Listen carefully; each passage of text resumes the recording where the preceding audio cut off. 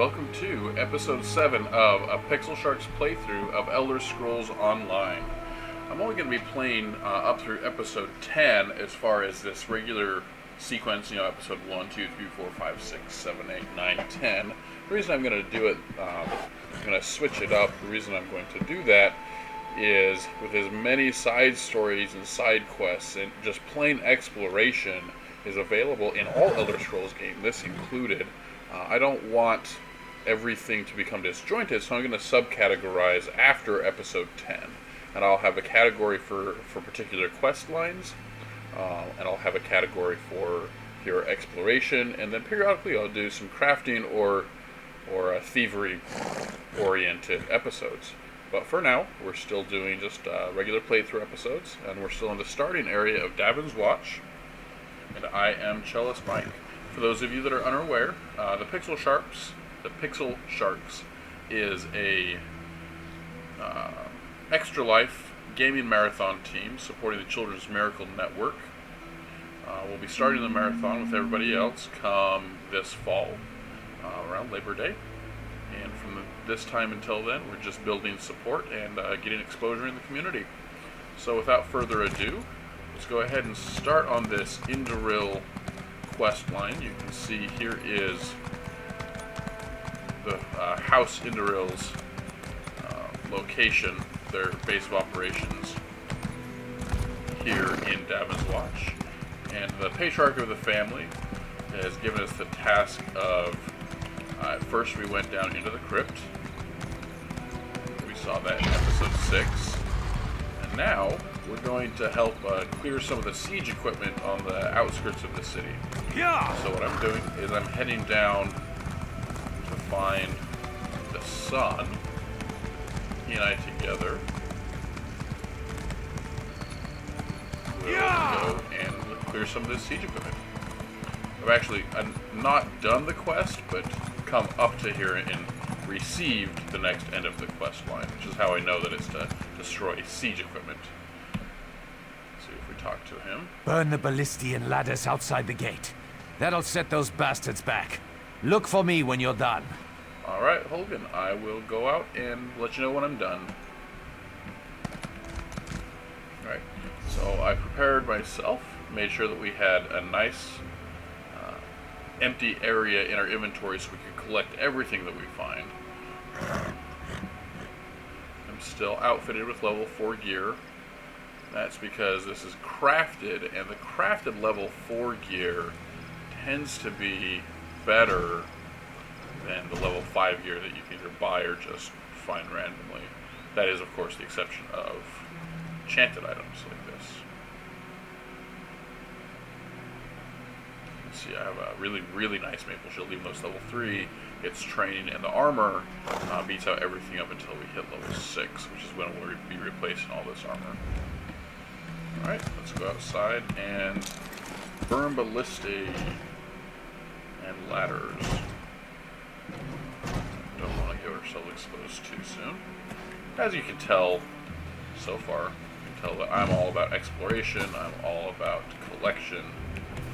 And that, my friends, came about from playing not just the Elder Scrolls series, but also Fallout. So most of the Bethesda games, they tend to reward exploration because there is so many things available to find, quest lines and items just hidden all around.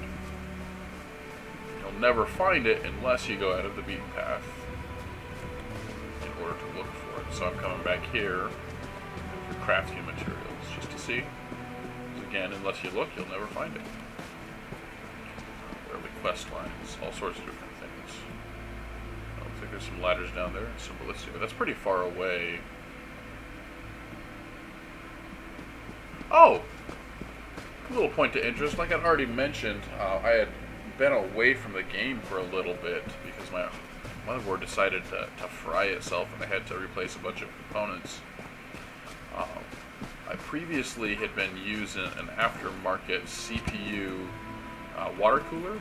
The sealed systems, Antec, Corsair, a bunch of brands create them, but the idea is to get the performance of a water cooler on your CPU, not the entire system, just the CPU.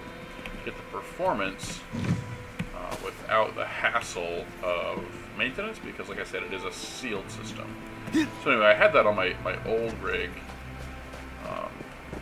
Even though I'm using a newer socket, I got some Arctic Silver 5 shipped in the mail today, which is all I was waiting for, to be able to put this new rig under the touch of cold. So anyway, I'm operating about 20 degrees Celsius cooler at full load than I had been. With the stock cooler, I was operating about 73 degrees Celsius peak, which is way too much. I never want to go over 65, maybe 68 degrees Celsius at peak load. It's not that you can't, it's that the long-term life of this CPU can be affected when you're starting to talk about temps over 65 degrees. Anyway, all that to say is I'll be able to overclock a little and get some better performance. So, I mean, it's not that I need it. I'm pushing. I used to never have to utilize VSync, and now I do. My CPU load never breaks 40%. So at least for this game, I wouldn't be able to benefit from any overclocking.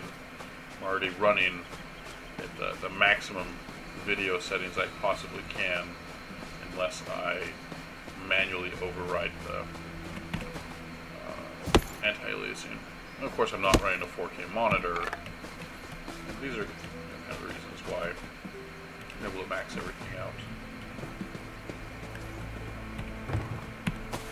I'm trying to progressively move forward, find some of these Ballistian ladders, but we can see them all up along the shore. Looks like that's where the siege is coming from. So that's where we're going to start heading. This is the exterior access to the Outlaws Refuge, behind where we are right now. It's over in the trees.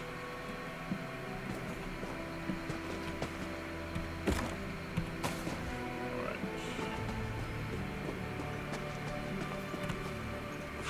Got so many insect parts, we don't really need torch bugs right now. Same thing, I don't like doing the pony wars because I don't really need poultry for any of my recipes.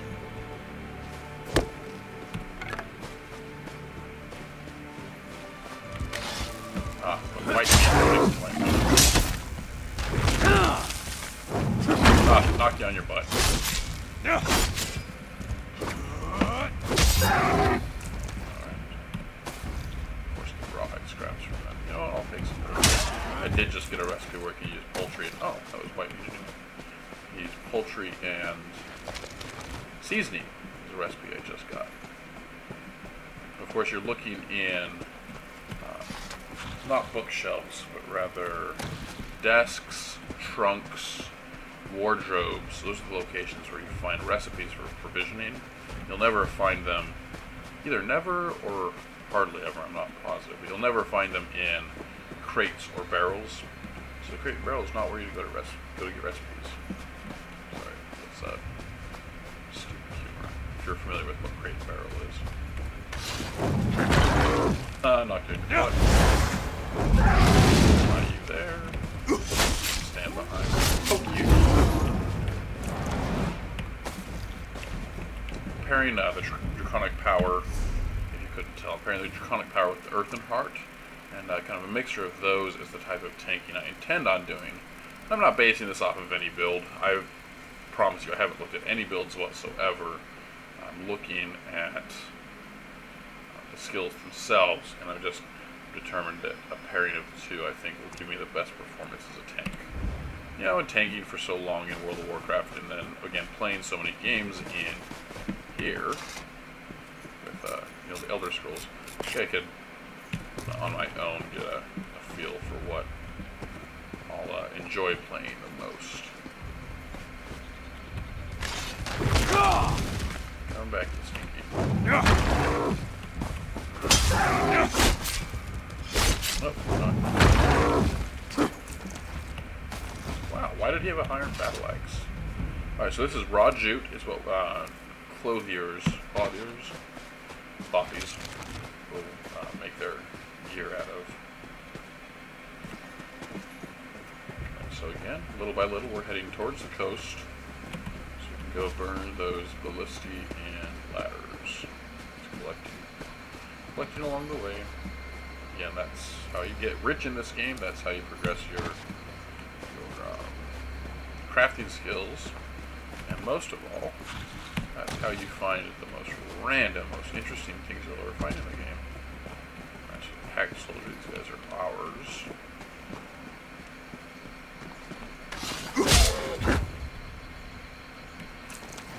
I'm not casting Soul Trap because I've already filled all the soul stones I'm carrying. Ooh, that's Sand of Steel, so let's hide and not be caught. Gotta go. I know it's not really ethical to steal from the pack, but you know what? Screw it.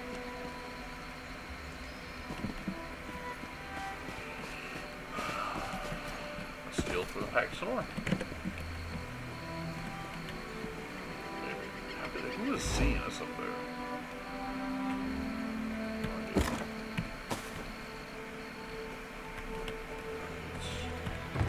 Crate and barrel. Empty out this crate and barrel. I'm robbing crate and barrel. I love it. Not in real life. Please, I am not trying to self-incriminate anything. I'm making a habit of more or less obeying the law. Personal history, but I have a very good reason for doing that. It's not about being a tool.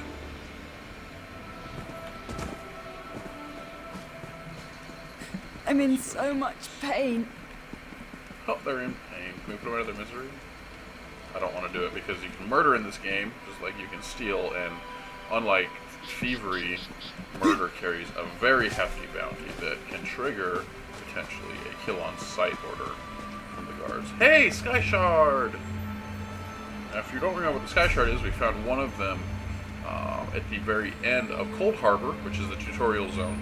And I advise anybody that wants to play the game, whether you know what you're doing or not, play Cold Harbor. It's a tutorial, yes, but play it, explore, collect. You're going to find gear, you're going to find potential crafting kits, but it's definitely worth playing through the tutorial Cold Harbor, no matter what you've got as far as skill. So here's Sky Shards. We've only got one so far. We got the end of there. What? Get this extra point.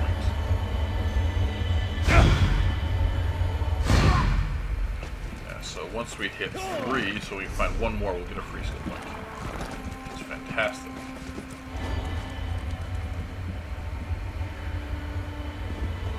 Alright, who are you? Squee. You can, when people name their characters, mine is not named consistent with the lore of the game, but you can really tell, if you've been playing Elder Scrolls games before, you can really tell when people name their characters consistent with the lore of the game. So, Squee would be consistent with an Argonian lizard man. I just think it's funny. Argonians are idiots. Oh, come with your infantry. Kick it on your butt.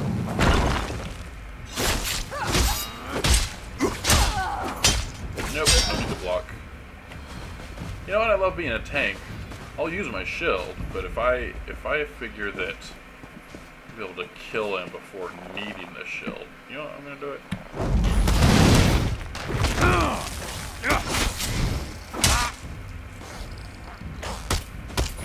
Oh, stupid mud crab.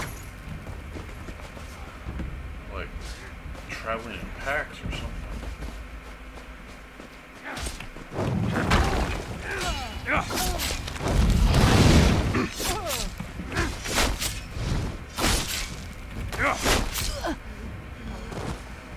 Why can't we loot him?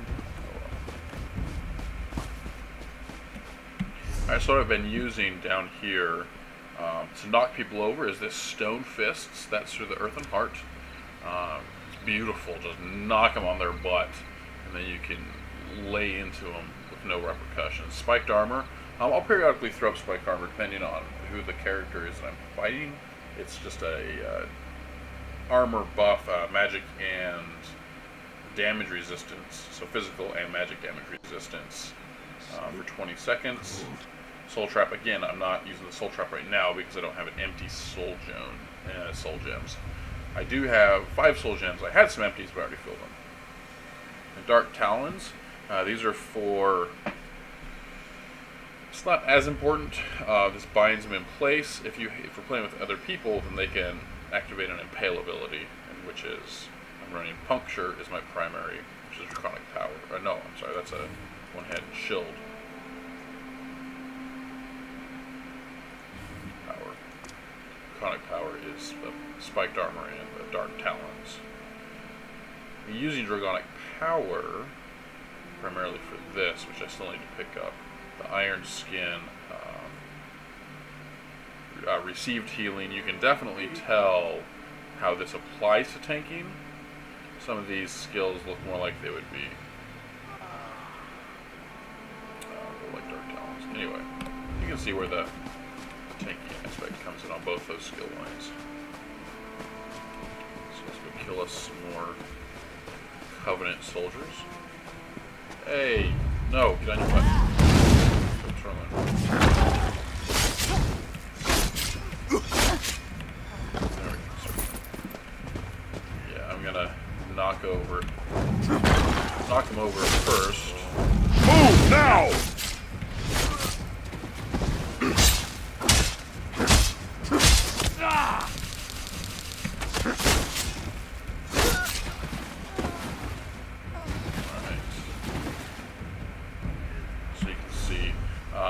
I use Stamina for the Puncture being a sword skill. I use Stamina for Puncture, then Magicka for these others. I think I really want to switch how I set up on these because it's easier for me.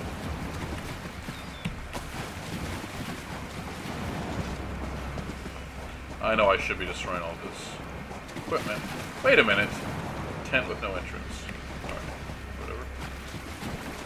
Let's go find some more soldiers to kill. Oh, attracting a Monarch.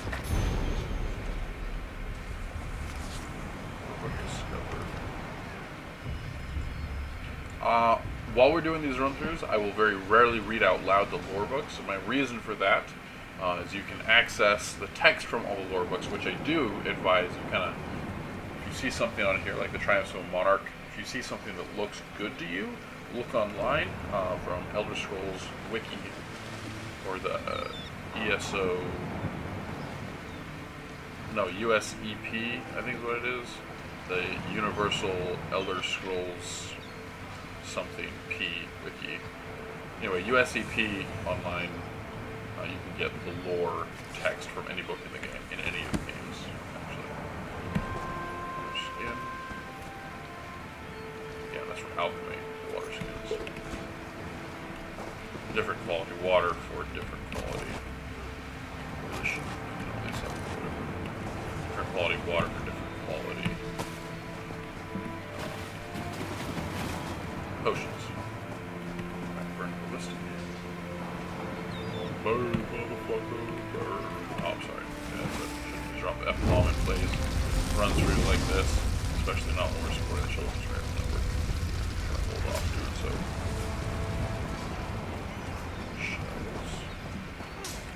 So sometimes you'll see me walk up to, if you may already know is kind of a mundane item like the shells, but I'm still trying to learn some of the game that I'm not familiar with. Like the fact that we can't swim down is strange to me. Then again, the shells, the fact that we can't loot shells is strange to me. So you might see me looking around at some odd things. And that's because in other games, previous games, you can interact with more variety of items. And of course, it makes sense that that's not the case. They do have to put limits on a number of things because it is, accessible by so many people. So I'm looking, primarily I'm looking for runes. That's what I really, really want. Runes and alchemy regions. We get enough. We get a great deal of wood. We get a great deal of iron just from tearing apart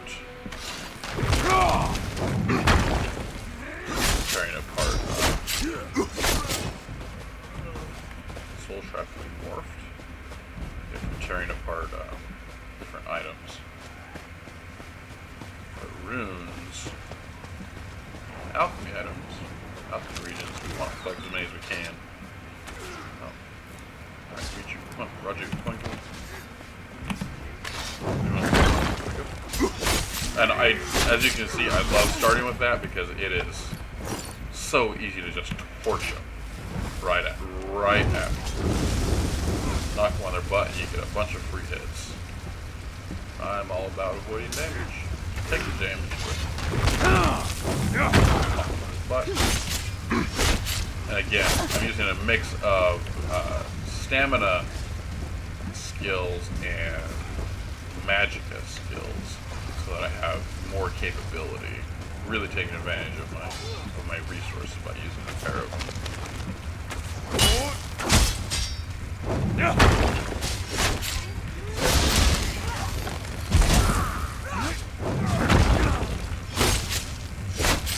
Stamina regens a lot faster with my skill save.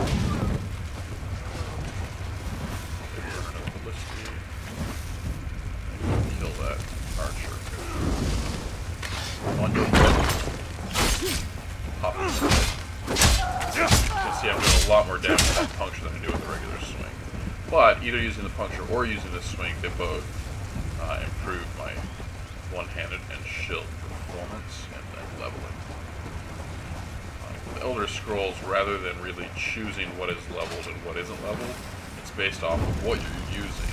Very specifically in this case, what you do for combat, what you have in your bar. When I get another skill point, I'm going to try to put something in, like maybe a bow, or yeah, I really need something in the bow so I can level up a ranged ability. Because you can't get away, even being a tank, I can't get away with not having some sort of ranged abilities. I will get myself killed if I try to tank everything I come across. Every melee needs to level either, that's kind of your choice, but either, oh, what?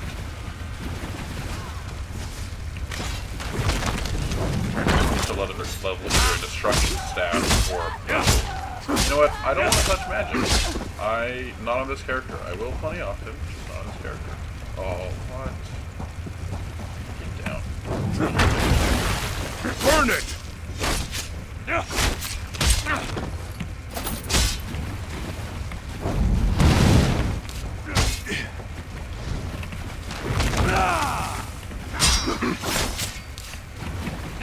I added magic, so I couldn't knock him in his blood. Because he's melee, I was trying to lock him in place while I, having a little bit longer reach, not his blood.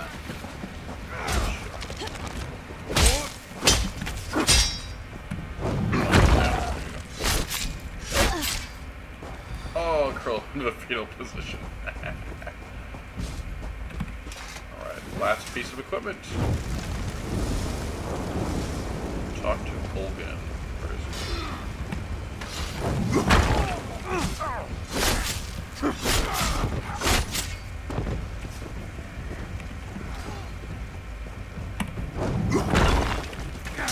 What?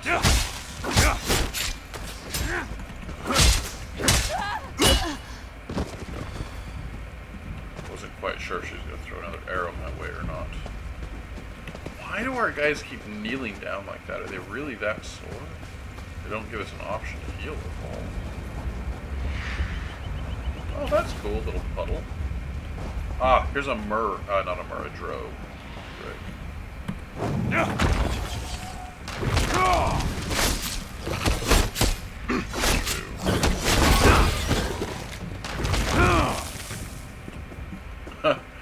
I just did a little pumped up. I'm badass. It's pretty funny. Alright, so where are we headed? Oh, what is this? Give me a key. Oh, it's a group boss. Interesting. Yeah, I don't want to go touch that by myself, obviously. Go talk to Holgan.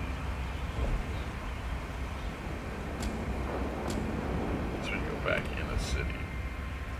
Alright, let's jump on our horse, press H. I'm going to go turn this quest in, and that will wrap it up for episode 7. You can see kind of why I want to start splitting these episodes into quest line specific episode series.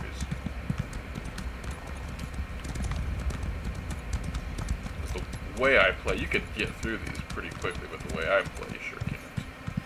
So I explore everything. That way you can kind of pick and choose whatever it is that you like to watch the most. You can pick and choose and watch just that. Hey, What did she say?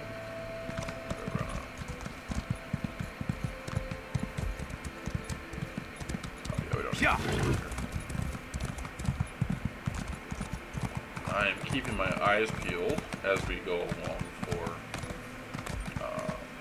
resources, of course. So expensive.